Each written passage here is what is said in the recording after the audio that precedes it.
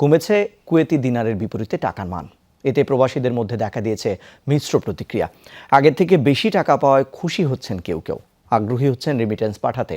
অন্যদিকে দেশের মুদ্রাস্ফীতি নিয়ে চিন্তিত এমন মানুষের সংখ্যাও কম নয়। বৈদেশিক মুদ্রার বিপরীতে টাকার এমন দরপতন ঠেকাতে দ্রুত প্রয়োজনীয় পদক্ষেপ নেওয়ার দাবি তাদের।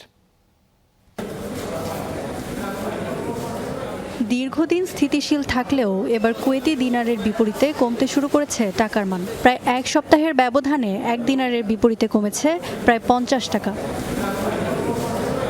দিনারের বিপরীতে আগের চেয়ে বেশি টাকা পাওয়ায় খুশি হচ্ছেন প্রবাসীদের কেউ কেউ। দেশে টাকা পাঠাতে মানি এক্সচেঞ্জগুলোতে বেড়েছে বাংলাদেশি প্রবাসীদের ভিড়। তবে এ নিয়ে চিন্তিত অনেক প্রবাসী। বেশ কয়েকদিন যাবৎ বেশি নাকারে টাকার মান কমতেছে। আজ বর্তমানে কুয়েতের এক দিনারে বাংলা টাকা 400 টাকা পাওয়া যাচ্ছে। এতে করে কুয়েত প্রবাসীরা দেশে টাকা পাঠানোর জন্য আগ্রহী। দেশের যারা অর্থনীতিবিদ এবং যারা এই সমস্ত বিষয় নিয়ে কাজ করেন তারা এটার জন্য একটা ভালো উদ্যোগ গ্রহণ করবেন। আগের পরিশ্রমেই টাকা বেশি পেলেও দেশে মূল্যস্ফীতির ঊর্ধ্বগতির কারণে জীবনযাত্রার কোনো পরিবর্তন আসবে না বলে মনে করছেন তারা।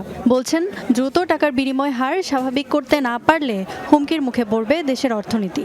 অনেক প্রবাসীও খুশি, আবার অনেক প্রবাসীও চিন্তায় আছেন, কারণ এখানে টাকার মান যদি দিনারে 400 টাকা হয়, দেশে কিন্তু আপনার আলু পেঁয়াজ পটলের দাম কিন্তু বেড়ে যাচ্ছে। তো এই ক্ষেত্রে উত্তরণের জন্য আমাদের বাংলাদেশের যারা অর্থনীতিবিদ আছেন এবং যারা নীতি নির্ধারণী পর্যায়ে যারা আছেন, ব্যাংক কর্মকর্তা বা বাফেদা বা বাংলাদেশ ব্যাংকার অ্যাসোসিয়েশন যারা সকলকে অনুরোধ করবো যে সহনীয় একটা রেট দিলে প্রবাসীরা পেয়ে উপকৃত হবে এবং ব্যাংকগুলিও ডলার পেয়ে দেশের অর্থনৈতিক চাহিদাকে আরও শক্তিশালী করতে ভূমিকা রাখে।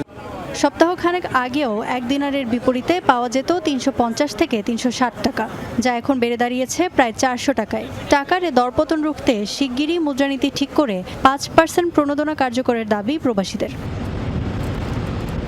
ইফাতারা খন্দকার, যমুনা নিউজ।